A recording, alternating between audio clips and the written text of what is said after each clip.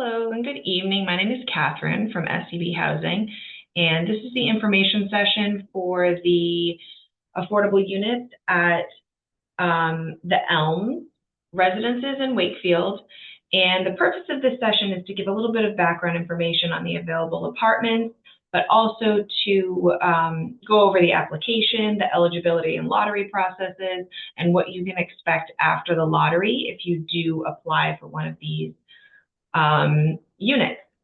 So if you're watching this after the fact, it's because you've gone to our YouTube channel. So if you have any questions, you can email info@scbhousing.com if you have any follow-up questions that you weren't able to find answers to in the information packet or after reviewing this session.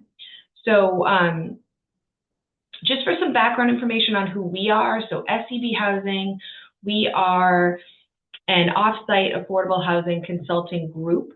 So we are not the on-site management team for the building at the Elms, but we've been hired by the developer to market the affordable units, conduct this information session, collect and review applications to determine an applicant's eligibility in order for us to eventually be the agency that runs the lottery. So in the initial phases, we are your main point of contact rather than the management team over at the Elms. But further along in the process, that on-site leasing office or management team at the Elms will take over as your main point of contact after the lottery. So there's a few steps in this process. The first is to apply for the lottery, submit a application where you're self-certifying your income or self-reporting your income.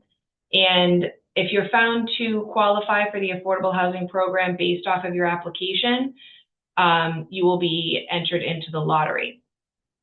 The second step in the process is when you'll be in touch with the leasing office.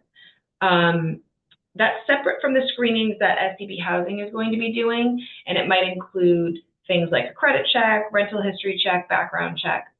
If you're found to be lease eligible, you will move on to the third step in the process where you will be directed back to SCB Housing, and we will be asking at that point that you provide verifying income, asset, and tax information. So to apply for this lottery, you don't need to submit your pay stubs or any verifying information to confirm your income.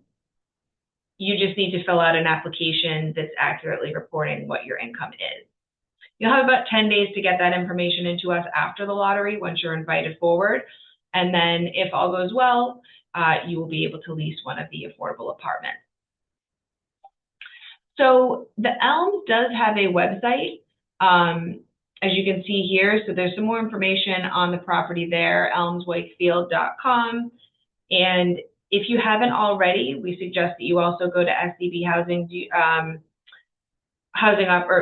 SCB Housing's website, which has a housing opportunities page. If you click on I want to rent and select the Elms residences, you'll be taken to a page specific to this property, and that will have a downloadable version of the application, an information packet, and then also the online link and QR code to fill out an online application. We encourage everyone, if you're able to complete the application online, since it is going to be the quickest way to apply and ensure that your application is received right away. So once you've submitted an online application, you're going to get an instantaneous email that is confirming that it was received. You'll get a more detailed email from SCB or a more personalized email about a week or two after submitting your application. But just know that that instantaneous bounce back email is letting you know that it was received by our email address. If for any reason the online application isn't an option for you, you can download the lottery application. It's a PDF on our website, or you can request a paper application to be mailed to you. So we encourage you to get your lottery application in early. It's fairly brief, and as I mentioned, there will be no need for you to submit supporting income, asset, or tax documentation at this early stage. That will be required later on in the process. So applications are due. Let me remind myself, they're due on January 5th, so a little bit less than a month to get those in now. And they're due at 2 p.m. So the reason for that exact deadline is that the online application form will disable as of 2 p.m. on January 5th. So you want to make sure if you're planning to apply that you do so before that time, because you won't have access to the online application after that time. You don't need to be a resident of Wakefield to apply for this lottery, but there will be some units that have waiting lists with local preference. So I'll talk more about that in just a few minutes. So just for some background information, as you can see on the screen here, on the property, so the Elms residences are going to be a property with 36 rental units. 9 of those affordable units are going to be made available through this lottery process and will only be made available to households earning no more than 80% of area median income. So if you make more than 80%, you're not going to qualify for the affordable housing program. And I'll show you the income limits in just a few minutes. The affordable apartments are located throughout the building. They're identical to the market rate units. As you can see, there are 6 one-bedroom affordable apartments, 2 two-bedrooms, and 1 three-bedroom apartment. And the affordable rents, which have been calculated using the formula that the affordable program dictates, are on your screen here. So the 1-bedroom will go for $23.74. The 2 bedrooms will go for $28.34. And the 1 three-bedroom apartment will rent for $3,260. The cost of utilities, electricity, electric heat, cooking, and hot water are the tenant's responsibility. Water and sewer are included in the rent, as is a parking space for each included with each unit. So there's in-unit laundry, pets are permitted, and the location is close to downtown Wakefield, which provides great access to the local businesses in that area. So the affordable units at the Elms were selected by the owner and approved by Mass Housing, which is the agency that oversees this program, as being representative of the units in the building as a whole. So what that means is they're not the smallest units, they're not all clustered in one location in the building, and they're not identifiable as an affordable unit in any way. The affordable rents are not set in accordance with an applicant's income. So it's not like a Section 8 program where if your income decreases, the rent decreases as well. For this housing program, the rents are set using a formula based on housing and urban development area median income for the Boston or Wakefield area. The rents may increase once per year, and there will always be advance written notice. So if you were to sign a lease, for example, for February of 2026, your rent is going to be the same until at least February of 2027. So it can only change once per year, and you would always have advance written notice several months in advance if they were to change. So in terms of being eligible for this lottery, households have to have qualifying income and assets. So that's the first eligibility requirement. These maximum income limits that are on your screen right now are the amounts that your household would need to be below in terms of their total household income. So if you're a one-person household, you need to make under $92,650 each year to qualify. Excuse me. And then it goes up from there depending on if you have 2 people in your household, 3 people, 4, and up to 6 people.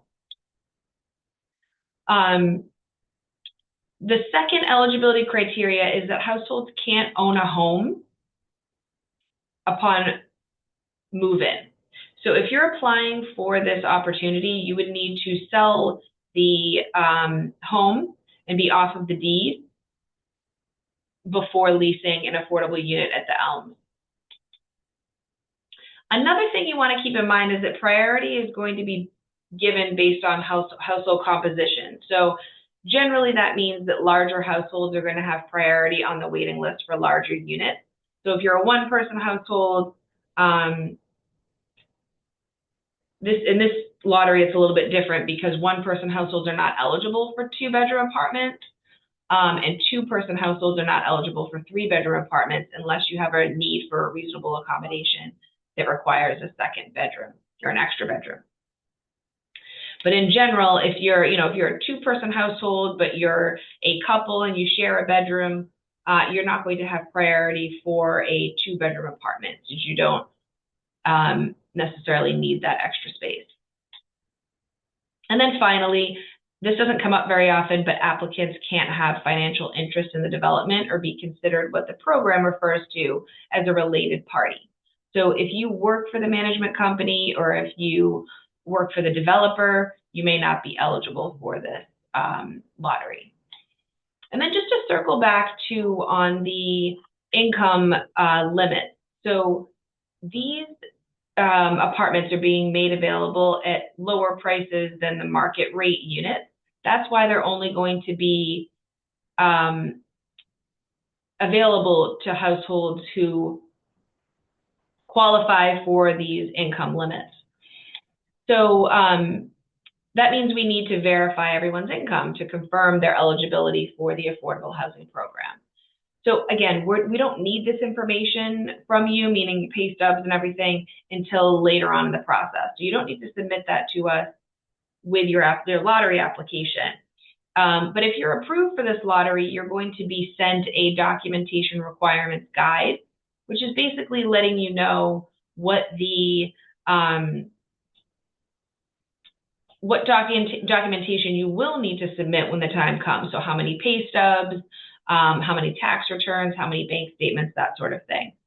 So keep an eye on that, or make sure you review that so you're able to have everything prepared when the time comes that you need to submit that information to us. Just to give you a little bit of an idea of how we count income. So we have to count income as a projection of your income over the next 12 months for all household members. So any income coming into the household needs to be reviewed and is counted towards your total household income. The only exceptions to that are if you have minors. So if you have children under 18 living in the household who are working, we are not going to count their wage. Or if you have a dependent full-time student who's working, so maybe you have a college student in your household, we would only be counting the first $480 of their wages. We do have to count gross income according to the program regulations. So that's the amount you make before taxes. Although many of us are not taking home the full amount of a salary, it is still the gross income that we have to count according to the program. And what we will request from you based off of what we will request from you in order to confirm your total household income is going to vary because, some people are working per diem or seasonally, and we may need to request more bank statements or additional tax returns or other paperwork to confirm what you take home in a 12-month period, as opposed to a household who has a steady income that is,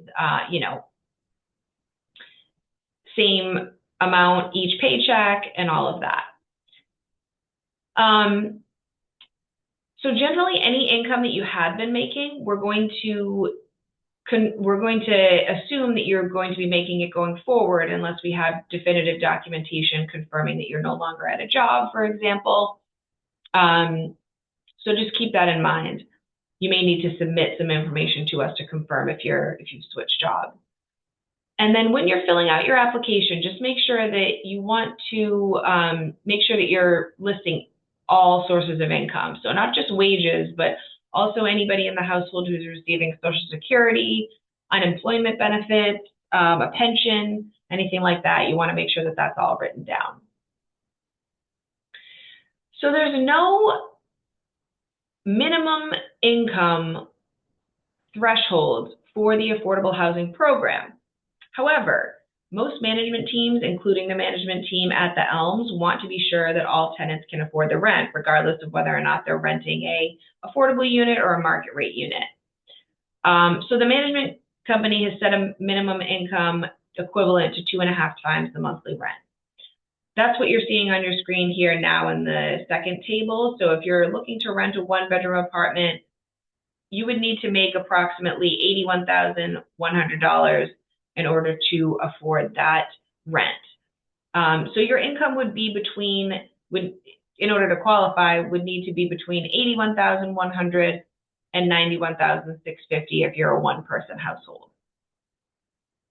It says approximate here because it's ultimately the management team's call as to whether or not your income and assets allow you to meet their minimum income requirements. So they're able to look at not just your income, but if you have any liquid assets, so if you have a lot in the bank that you might be able to access in order to pay rent, they could consider that. So the approximate minimum incomes are not really set in stone, but the maximum income limits are.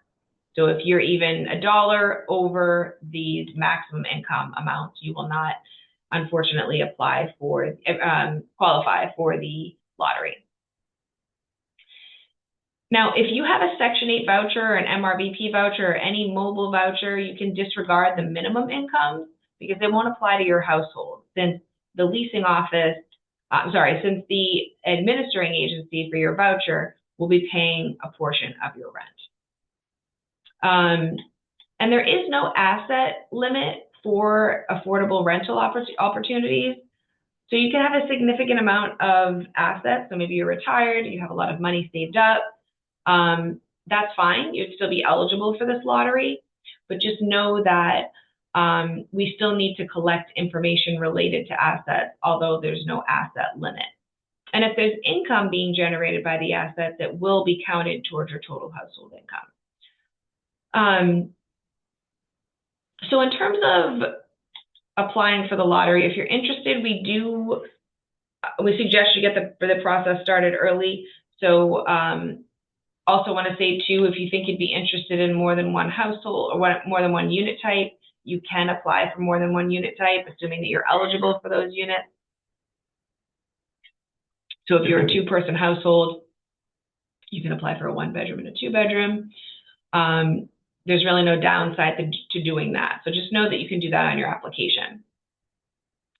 So when you submit your lottery application, we'll contact you if there's anything missing or if there's anything that appears incorrect.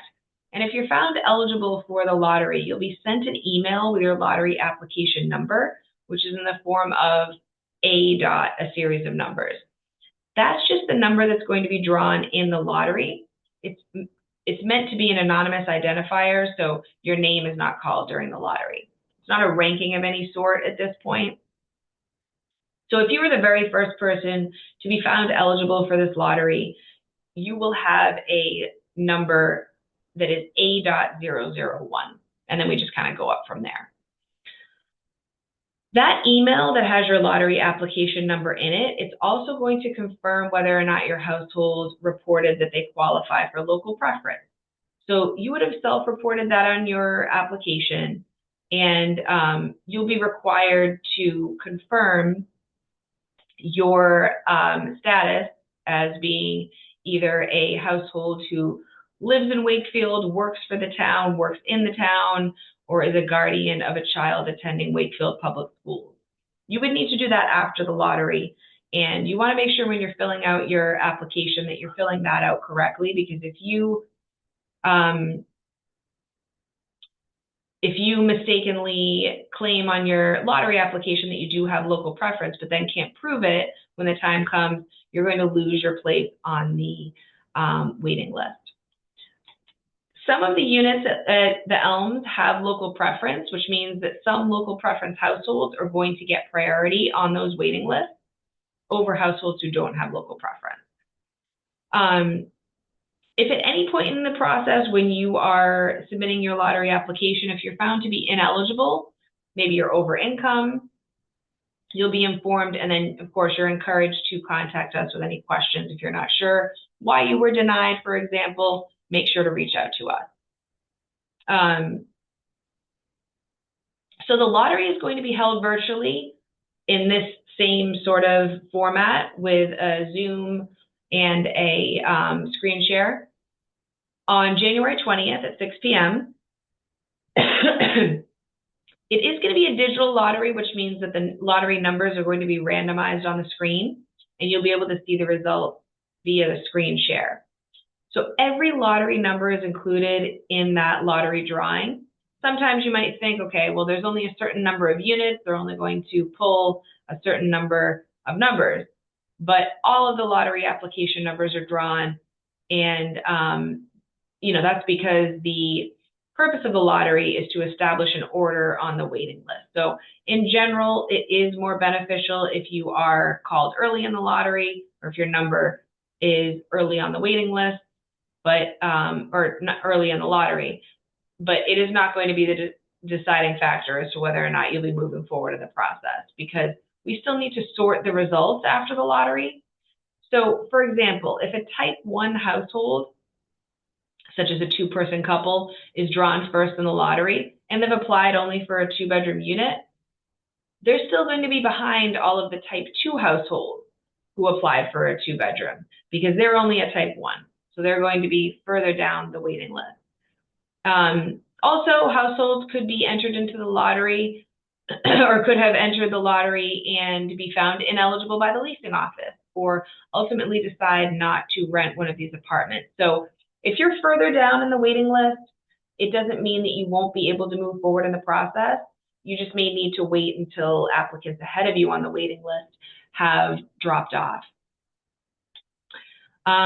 So right after the lottery, I will be sorting the results, and the results will be sent and emailed to everyone that same evening.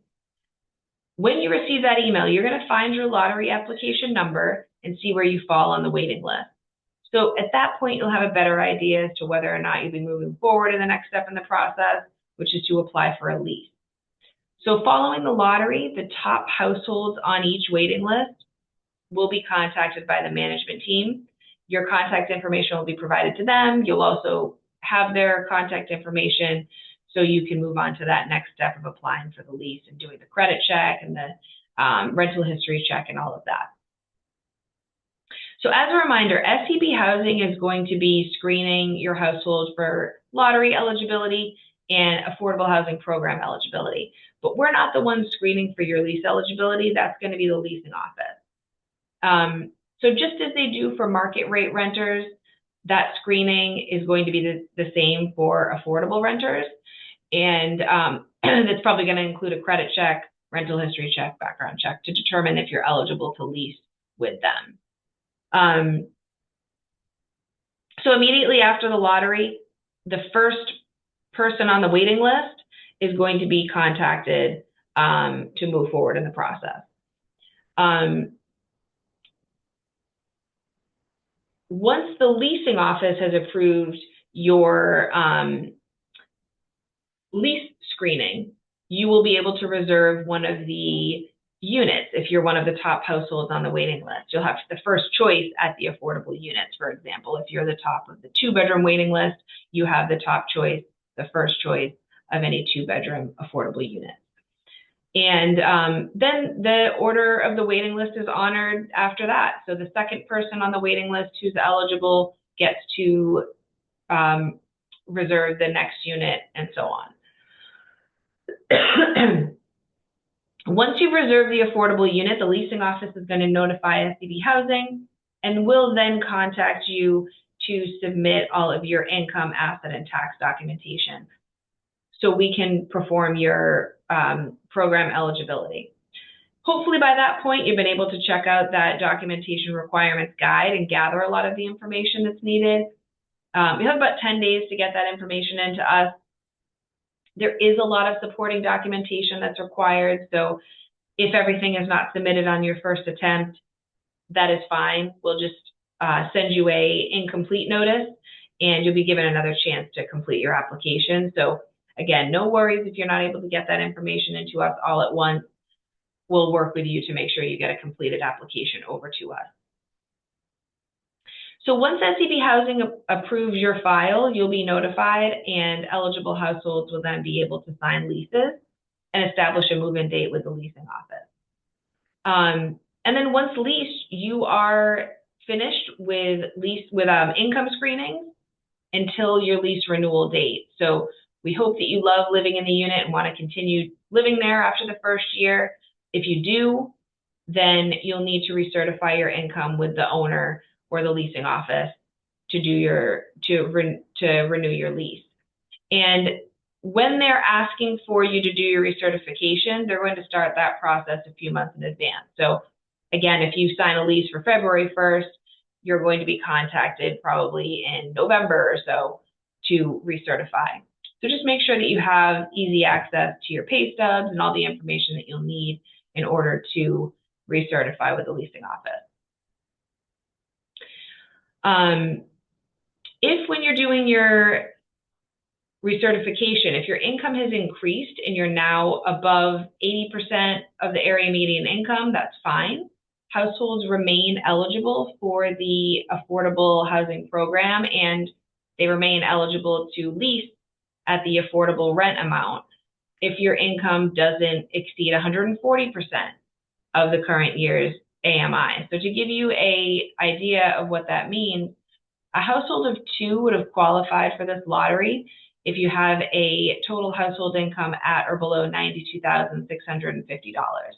That same family can make up to $129,700 at the time of the recertification next year, and in order to remain eligible to rent the affordable apartment. So there's a little bit of wiggle room there just for, anyone who gets a job, maybe switches jobs, just has more income next year. It doesn't mean you then need to start paying market rent right away. So that about covers everything I wanted to get to during this session. Again, if you're watching this after the fact and you have questions, please feel free to reach out to us at info@scbhousing.com. And we look forward to getting your application and any questions. Have a good night.